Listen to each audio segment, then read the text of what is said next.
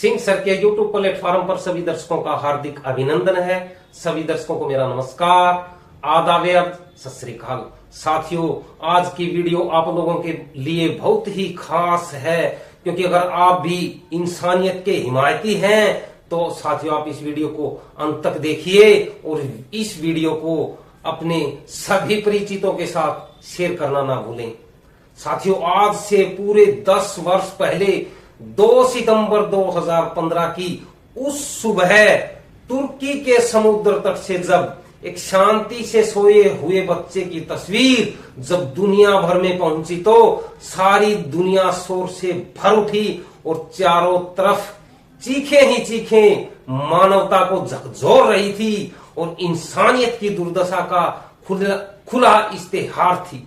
ये चीखे थी उस बच्चे के नाम से जो बेहतर जिंदगी की तलाश में परिवार के साथ सीरिया से तुर्की जा रहा था, लेकिन आखिर में उसे मौत ही नसीब हुई। 3 साल के ऐलान कुर्दी का ये शव मानवता के कंधे पर पड़ा सबसे नाजुक बोझ था, जो असल में बेहद भारी था। इतना भारी कि कई तानाशाहों का साम्राज्य इसके नीचे दबकर नेस्ता नाबूद हो जाए। ऐलान सिर्फ 3 साल का सीरियाई बच्चा जो अपनी जिंदगी की उम्मीदों और सपनों के साथ समुद्र की लहरों में कहीं खो गया, लेकिन उसकी मौत ने ऐसी कहानी रची जो आज भी इंसानियत के लिए एक चेतावनी है। कुर्दी का परिवार सीरिया के कोबानी शहर का रहने वाला था। सीरिया में तानाशाह बशर अल असद की तानाशाही सत्ता के खिलाफ 13 वर्ष से सीरिया में विनाशकारी गृह युद्ध चल रहा था।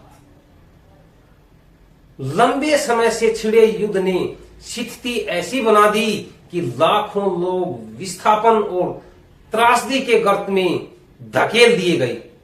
ऐलान के माता पिता अब्दुल्ला और रेहाना अपने बच्चों के साथ एक बेहतर जिंदगी की तलाश में थे।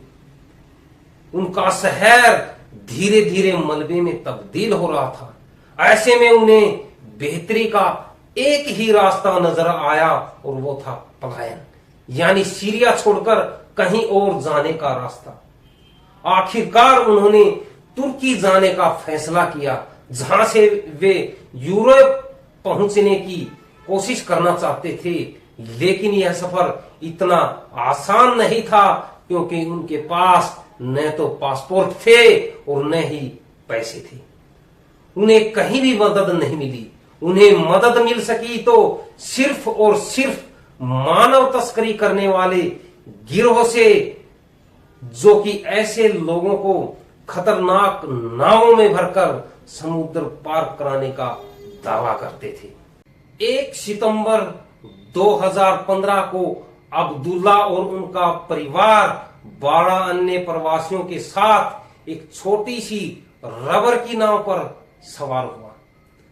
तुर्की से निकलकर ग्रीस का कोस द्वीप पहुंचना उनका लक्ष्य था, लेकिन उनकी नाव समुद्र की लहरों का सामना न कर पाई और पलट गई।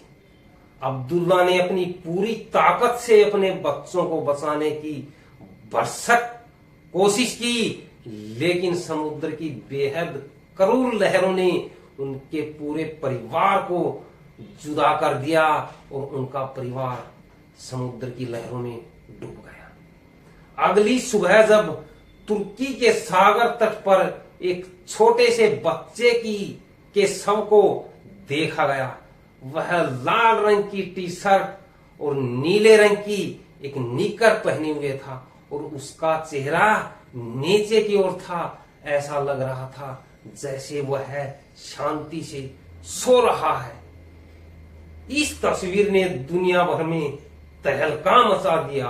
अखबारों और सोशल मीडिया पर यह फोटो वायरल हो गई। यह तस्वीर सिर्फ ऐलान की नहीं थी, बल्कि उन लाखों प्रवासियों की पीड़ा का जीता जागता चेहरा थी, जो युद्ध और गरीबी से बचने के लिए अपना सब कुछ दांव पर लगाते हुए पलायन को अपनाते हैं। साथियों, अगर दुनिया में इसी तरह नफरत फैलती रही तो ये संसार इंसानों के रहने लायक नहीं रह जाएगा।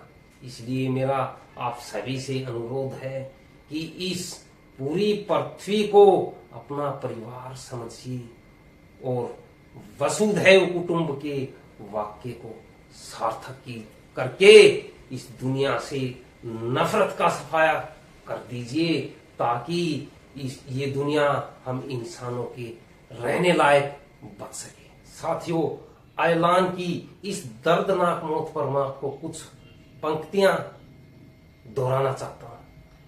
अयलान मरकर भी जिंदा है, अयलान मरकर भी जिंदा है, हम जिंदा रहकर भी शर्मिंदा है। ये इंसानियत की मौत की सबसे दर्दनाक तस्वीर है। समुद्र की लहरें मचल रही है या खून के आंसू रो रही हैं। आज नन्हा सा ऐलान कुर्दी चैन की नींद सो रहा है और हमेशा के लिए सो गया है। 3 साल का मासूम नफरत की दुनिया को छोड़कर फरिश्तों की दुनिया में चला गया है। ऐलान को नहीं मालूम कि सरहदें इस कदर बेरहम बन जाएंगी कि मुल्क दर मुल्क भटकता हुआ वो इस कदर समंदर की पछाड़े खाती लहरों के आगे सो जाएगा। जैसे दिन भर खेल कूद कर थका हुआ बच्चा मासूमियत से माँ के आगोश में सो जाता है। ऐलान का कोई मुल्क न है उसका, एक अनजान मुल्क में समंदर की उसकी माँ बन गया और समंदर ही पिता। रहने के लिए 4 गज जमीन नहीं मिली, समंदर ने उसे अपने दामन में पनाह दी।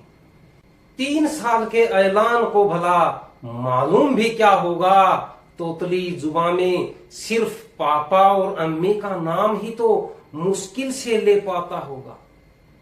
ऐलान, हो सके तो हमें माफ कर देना, ये दुनिया तुम्हारे काबिल नहीं थी।